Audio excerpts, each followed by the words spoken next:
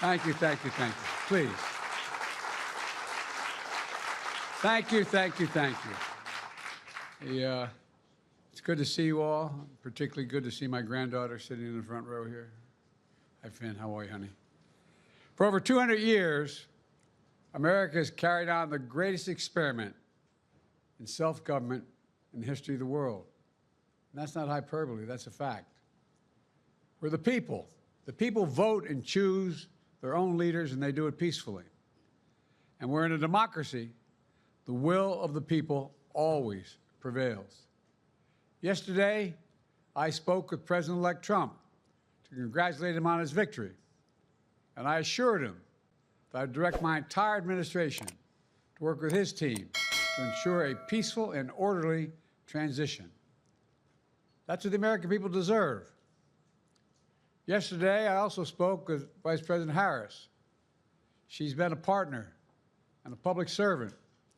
She ran an inspiring campaign, and everyone got to see something that I learned early on to respect so much, her character.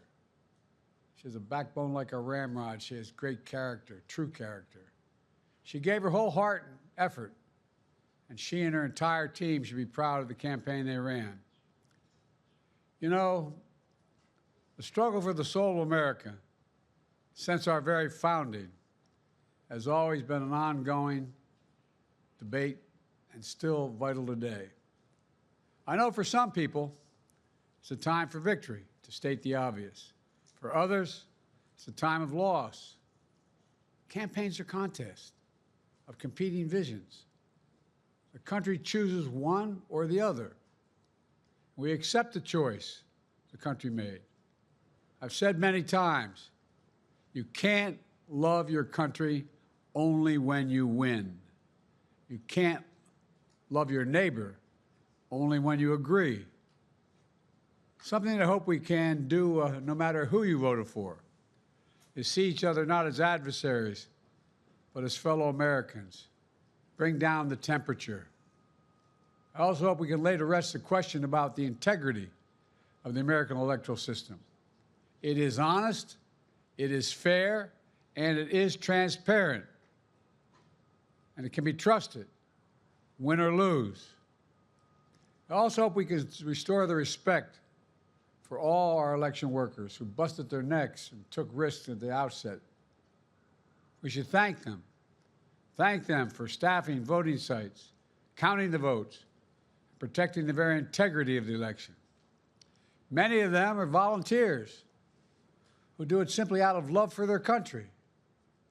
And as they did their duty as citizens, I will do my duty as president. I'll fulfill my oath, and I will honor the Constitution.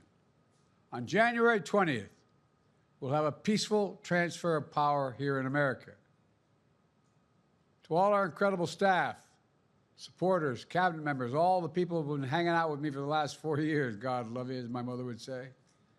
Thank you so much. You put so much into the past 4 years. I know it's a difficult time. You're hurting. I hear you and I see you. But don't forget all that we accomplished. It's been a historic presidency. Not because I'm president, because what we've done, what you've done. A presidency for all Americans. Much of the work we've done is already being felt by the American people, but the vast majority of it will not be felt over the next 10 years. We have legislation we passed that's just only now just really kicking in. We're going to see over $1 trillion worth of infrastructure work done, changing people's lives in rural communities and communities that are in real difficulty because it takes time to get it done. And so much more it's going to take time, but it's there. The road ahead is clear, assuming we sustain it.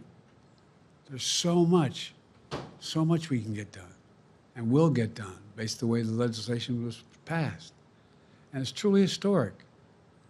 You know, we're leaving behind the strongest economy in the world.